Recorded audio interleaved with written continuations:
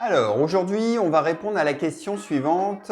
Comment mieux comprendre la bourse afin d'investir efficacement dans la durée et sans que cela devienne trop complexe? Face à un environnement économique, social et politique très volatile et tendu, PriceBank souhaite revenir sur les fondamentaux de la bourse afin de vous accompagner au mieux dans vos finances. Les dernières années ont été très bonnes pour la bourse, mais on sent actuellement beaucoup de tensions. Certains nous parlent de krach et d'autres parient sur les actions sans relâche, afin notamment de combattre l'inflation et de pouvoir disposer d'une épargne et d'un patrimoine performant.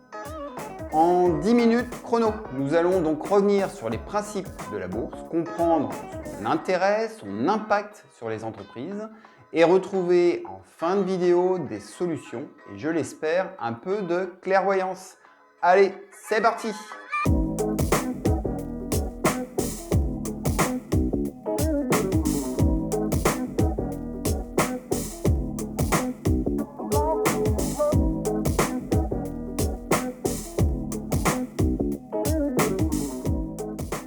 Bonjour, bonsoir, c'est Guillaume de PriceBank. Bien investir et non spéculer, c'est avant tout bien comprendre ce que nous faisons. L'objectif est de voir ou réapprendre la bourse dans cette période si VICA, volatile, incertaine, complexe et ambiguë. Mais avant de rentrer dans le vif du sujet, je vous invite déjà à vous abonner à notre chaîne et maintenant que c'est fait, voici le sommaire du jour. Nous aborderons la bourse avec un rappel sur son utilité, nous détaillerons brièvement les types d'analyses à adopter et les principaux profils d'un investisseur, puis nous verrons les stratégies à mener en bourse et pour finir nos derniers conseils et recommandations. Alors reprenons par la base de l'investissement. Donc en bourse, on trouve deux groupes. D'un côté, les entreprises qui ont besoin d'argent et de l'autre côté, vous avez les investisseurs comme vous et moi qui souhaitent faire fructifier au mieux leur argent. Il y a donc un échange qui est réalisé entre les investisseurs et les entreprises avec au final une promesse, celle que l'entreprise vous reverse une partie des bénéfices espérés. En clair, quand vous achetez une action, vous devenez propriétaire en partie de l'entreprise. Quand vous investissez 1000 euros dans une entreprise, elle vous donne en échange un nombre d'actions correspondantes.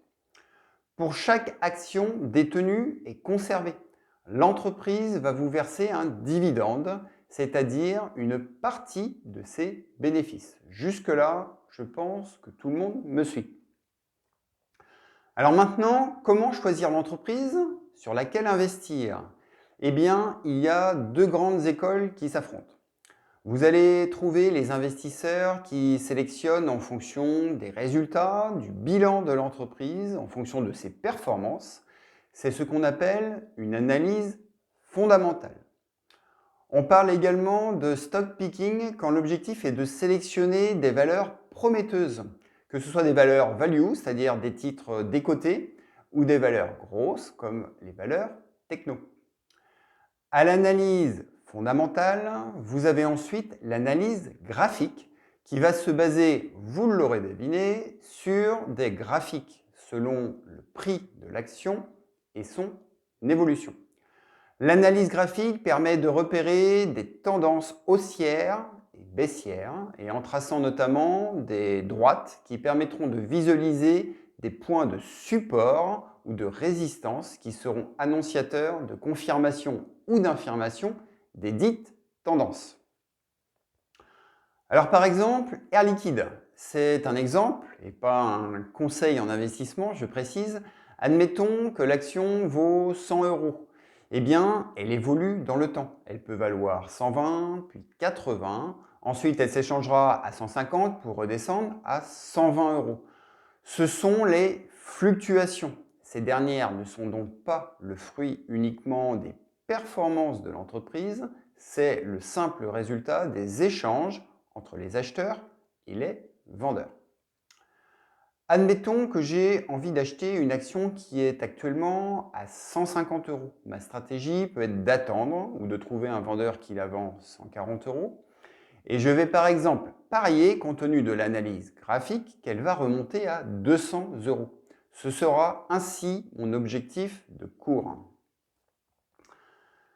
Alors maintenant que nous avons vu les deux grandes écoles d'investisseurs, attardons-nous aux deux stratégies ou deux profils à adopter pour investir et gagner en bourse. Vous avez soit une première stratégie plus dite de court terme, qui est une stratégie d'achat et de revente, ou soit une seconde stratégie de conservation afin notamment de parier sur l'avenir et sur la capitalisation dans le temps des dividendes. Alors dans la première stratégie, si je reprends mon exemple, si j'achète l'action 140 euros, je décide de ne pas la conserver et je vais essayer de la vendre le plus haut possible, admettons 200 euros. Et bien du coup, je gagne ici 60 euros et si j'en ai acheté 100, j'ai gagné 6000 euros. Voilà ce qu'il faut retenir en sachant que cette stratégie a été relativement payante ces 2 dernières années car le marché a toujours été haussier. Donc cette stratégie a pu faire beaucoup d'heureux que l'on soit débutant ou confirmé. Mais prudence encore une fois, en 2022, il va certainement falloir être un peu plus armé pour performer.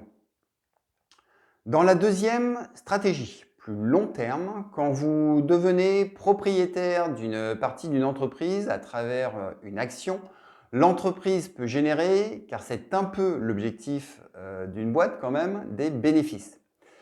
Et elle va donc vous reverser une partie de son bénéfice tous les ans ou même plusieurs fois par an. C'est donc ton dividende. Et ce qui est intéressant, c'est que vous pouvez les réinvestir dans des nouvelles actions. Au final, ces dividendes, cela permet de réaliser de belles performances sur le titre, même si le cours de l'action peut sensiblement baisser. Voilà pourquoi, dans la durée, la bourse, ça paie. Et à ce sujet d'ailleurs, je vous invite également à consulter par exemple l'indice CAC GR ou CAC Gross Return qui tient compte des dividendes versés réinvestis en actions des sociétés du CAC 40. À ces deux stratégies, il y a également celle de la conviction profonde envers une entreprise. Vous n'avez pas vraiment étudié les bilans de l'entreprise, mais vous souhaitez investir une partie de vos économies sur du long terme car vous choisissez cette entreprise pour ses activités, ses valeurs. Parfois, vous n'attendez même pas de performance en particulier. Alors voilà, avant de vous livrer nos dernières recommandations, dites-moi déjà en commentaire de cette vidéo ce que vous pensez de cette stratégie. Est-ce que vous êtes plus sur une analyse fondamentale ou graphique, plus achat, revente ou conservation? Et qu'est-ce que vous pensez de cette période actuelle? Voilà, pour ma part, il était important pour moi de rappeler les bases mêmes de la bourse afin que vous réfléchissiez à votre stratégie avant d'investir. Deuxième point important également, une fois que votre stratégie est mise en place, l'idée est de s'y tenir car quoi qu'il arrive, les émotions peuvent parfois nous jouer de mauvais tours en bourse. Il y a des moments de panique qui peuvent nous faire de mauvais choix et malheureusement 2022 risque d'être une année encore riche en surprises. Dernier point, et ce sera mon dernier conseil. Vous avez tous entendu les dictons boursiers, acheter au son du canon et vendre au son du clairon. Mais également, les arbres ne montent jamais jusqu'au ciel. Ces dictons sont justes et de bons conseils, sauf que l'homme est pris généralement dans ce qu'on appelle son biais de confirmation.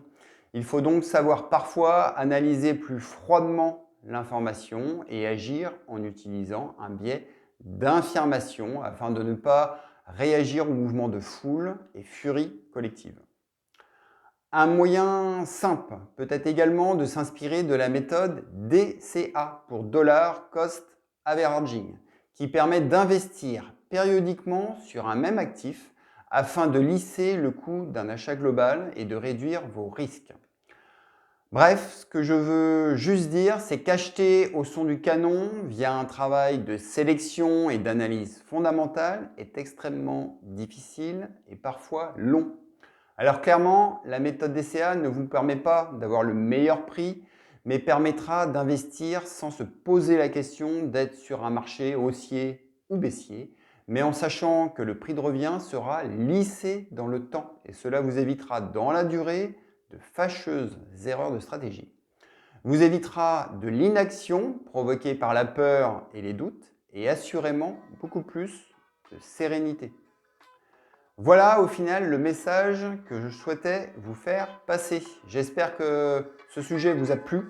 Sachez que je vous retrouve très bientôt pour d'autres vidéos. En attendant, n'hésitez pas à vous abonner, à liker si vous avez apprécié ce contenu, mais également à partager la vidéo.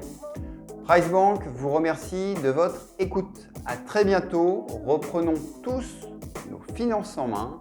Allez, ciao!